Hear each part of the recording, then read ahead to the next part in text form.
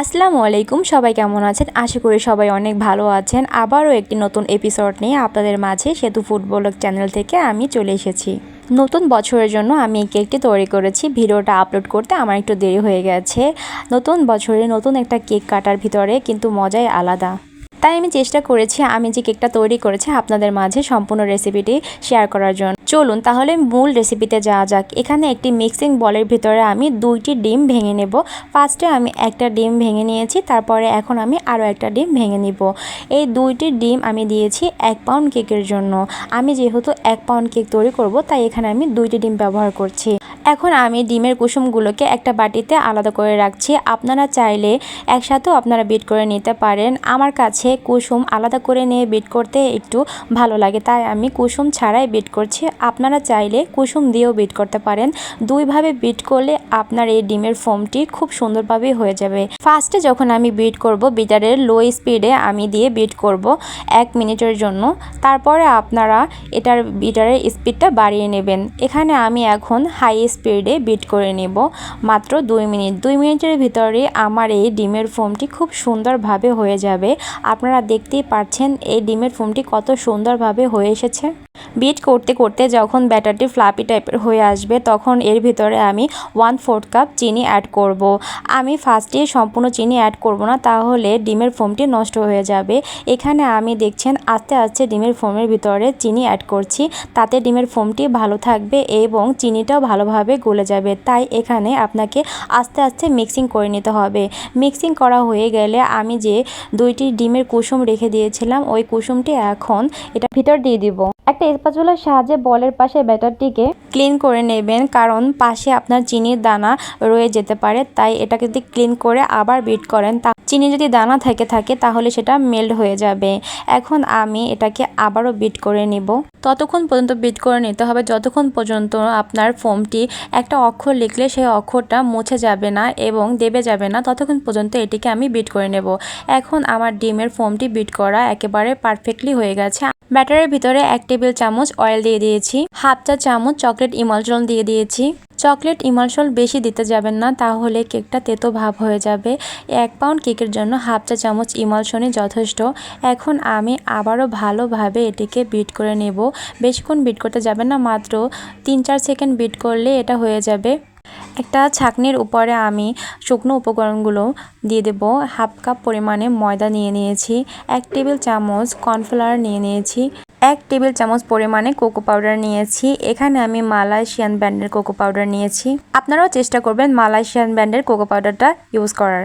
শুকনো উপকরণগুলোকে ভালোভাবে চেলে নিয়ে ব্যাটারের সাথে আমি মিক্সিং করে নিচ্ছি। একটা হ্যান্ড মিক্সার দিয়ে আমি সুন্দরভাবে মিক্সিং করে নিচ্ছি। এখানে আমি দুধ ইউজ করতে ভুলে গিয়েছিলাম। এখন আমি 1 টেবিল চামচ দুধ এটার ভিতরে দিয়ে দিচ্ছি। তারপরে আবার ভালোভাবে এটাকে আমি চেলে নিচ্ছি।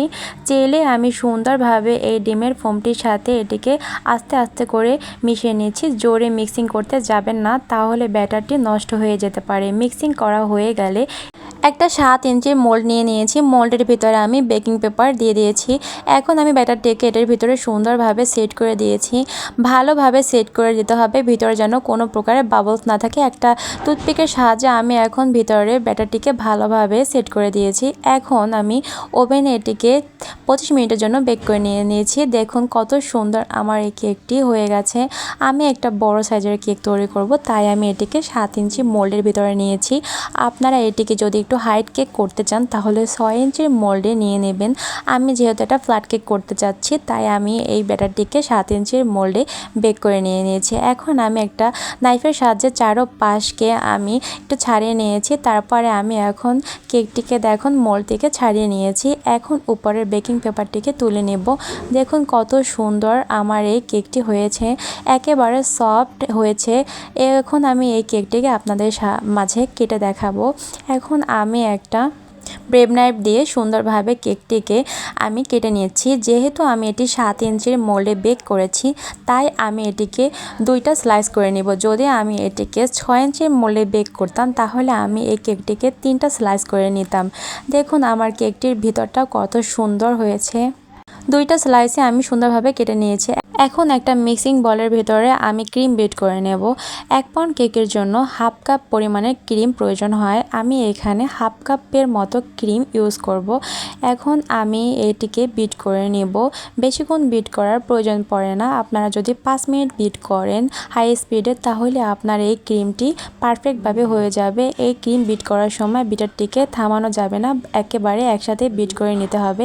দেখুন আমার ক্রিম বিট করা হয়ে গেছে। যখন একটি ভাঁজের মতো সৃষ্টি হবে তখনই বুঝে নেবেন আপনার ক্রিম বিট করা হয়ে গেছে।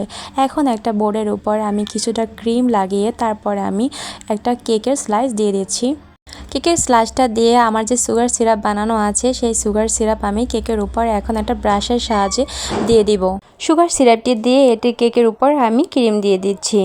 আপনারা যারা এখন আমার চ্যানেলটিকে সাবস্ক্রাইব করেননি তারা দ্রুত গিয়ে আমার চ্যানেলটিকে সাবস্ক্রাইব করে পাশের বেল আইকনটিতে একটা প্রেস করে দিন, তাহলে আমি নতুন যত ভিডিও আপলোড করি না কেন সবই আপনাদের কাছে নোটিফিকেশন হিসেবে চলে যাবে।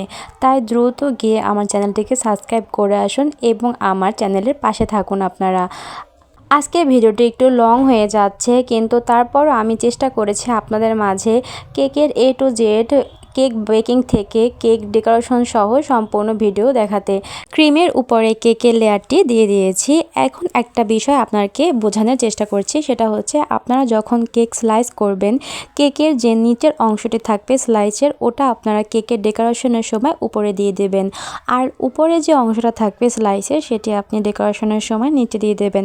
কারণ নিচের যে অংশটি থাকে সেটি যদি আপনি উপরে দেন তাহলে কেকটি ক্রাম কোট করার সময় খুব সুন্দরভাবে ক্রাম কোট করা হয়। আর যদি আপনারা নিচে এই অংশটি না দেন তাহলে কেক উঁচু নিচু হয়ে যাওয়ার সম্ভাবনা থাকে। তাই নিচের অংশটি দিলে আপনার কেক ক্রাম করাটা খুব সুন্দর হবে। আমি এখানে কেকটা ক্রাম করে নিচ্ছি। এখানে কেকটা ক্রিম দিয়ে কোট করে নিলে আপনার ক্রাম কোট করে নিলে হবে কি কেকের যে গুঁড়িগুলো আছে ওটা আপনার উপরের দিকে চলে আসবে না যখন ডেকোরেশন করতে যাবেন। আমি এটাকে ক্রাম কোট করে ফ্রিজে, যদি আপনার হাতে টাইম না থাকে তাহলে ডিপ ফ্রিজে 5 মিনিটের জন্য এবং নর্মাল ফ্রিজে 20 মিনিটের জন্য আপনারা এটিকে রেখে দিলে কেকটি সুন্দরভাবে সেট হয়ে যাবে। আর আপনার ডেকোরেশনের সময় কেকের গুঁড়িগুলো উপরে উঠে আসবে না। আর কেকের গুঁড়িগুলো যদি আপনার ডেকোরেশন করার সময় উপরের দিকে উঠে আসে তাহলে কিন্তু কেকটি দেখতে খুব খারাপ দেখা যায়। এখন আমি একটা পাইপিং ব্যাগের সাহায্যে সুন্দরভাবে কেকের ক্রিমটি এই কেকের উপরে দিয়ে দিয়েছি, তাতে আপনার সেট করতে সময় কম লাগে। একটা প্যালেট নাইফের সাহায্যে উপরের অংশটিকে সুন্দরভাবে আমি ডেকোরেশন করে নিচ্ছি। কেকের নিচের যে অংশ আছে সেটা এটা জিগজ্যাগ স্ক্র্যাপার দিয়ে আমি সুন্দরভাবে ডিজাইন করে নিয়েছি। এখন চেরি রেড কালার দিয়ে কিছুটা ডিজাইন করে নেব, তাতে একটা রেডের শেড কালার ডিজাইন তৈরি হয়ে যায়। দেখুন কত সুন্দর চেরির একটা রেড কালারের ডিজাইন চলে এসেছে। আমি নিচে একটু শেড কালার দেওয়ার চেষ্টা করেছি, কিছুটা রেড কিছুটা হোয়াইট। এখন আমি একটা প্যালেট নাইফের সাহায্যে উপরের ফিনিশিংটা সুন্দরভাবে করে নিচ্ছি। দেখুন কতটা স্মুথভাবে এই ফিনিশিংটা হয়েছে। আপনারা যদি কেকের নিচের লেয়ারটা উপরে দেন তাহলে এরকমই সুন্দর স্মুথ একটা ফিনিশিং চলে আসবে। এখন আমি নজলের সাহায্যে সুন্দর ডিজাইন করে নিয়েছি, উপরে ছোট ছোট কিছু ডিজাইন করে নিয়েছি। এখন আমি একটা পাইপিং ব্যাগের সাহায্যে এখানে একটা ঘড়ির লেখা দিয়ে দেব, কারণ আমি যেহেতু নিউ ইয়ারের কেক থিম তৈরি করতেছি সেহেতু আমি এখানে কিছু সংখ্যা দিয়ে দিয়েছি যেটা ঘড়িতে থাকে। যে এখন আমি ঘড়ির কাঁটা দিয়ে দিয়েছি, আপনারা দেখলেই বুঝতে পারবেন যে 12টার টাইম ঠিক সেরকমের একটা আমি এখানে ডিজাইন করে দিচ্ছি। যখন 12টা বাজবে তখন এই কেকটা আসলে কাটা হবে। আমি এখানে কিছুটা গোলাপ তৈরি করে নিয়েছি। দেখুন আমি কিভাবে একটা গোলাপ স্ট্যান্ডের উপরে গোলাপটি তৈরি করে নিয়েছি। এখন একটা কেচির সাহায্যে আমি কেকের বোর্ডের উপরে বসিয়ে দেব। কেচি এবং কাঁটা চামচের সাহায্যে আমি এই গোলাপটি সেট করে নিচ্ছি।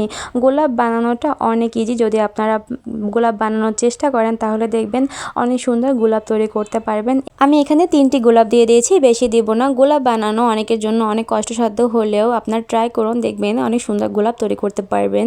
এই তো আমার ঘড়ির থিম কেক হয়ে গিয়েছে। দেখুন আপনাদের কাছে কেমন লাগে। হ্যাপি নিউ ইয়ারে যদি এরকম একটা থিম কেক আপনারা বানান তাহলে দেখবেন আপনাদের মনটা অনেক খুশিতে ভরে যাবে। আমার কেকটি যদি ভালো লাগে তাহলে আপনারা কমেন্ট বক্সে গিয়ে আমাকে কমেন্ট করে জানাবেন যে আমার এই কেকটি আসলে কেমন হয়েছে। এরকমের আরও কেকের ভিডিও পেতে আমার চ্যানেলে গিয়ে এই ভিডিওর নিচে একটা কমেন্ট করে জানাবেন, তাহলে আপনাদের জন্য আমি আরও ভিডিও দেওয়ার চেষ্টা করব। আশা করি সবাই ভালো থাকবেন এবং আমার চ্যানেলের সাথেই থাকবেন। ধন্যবাদ।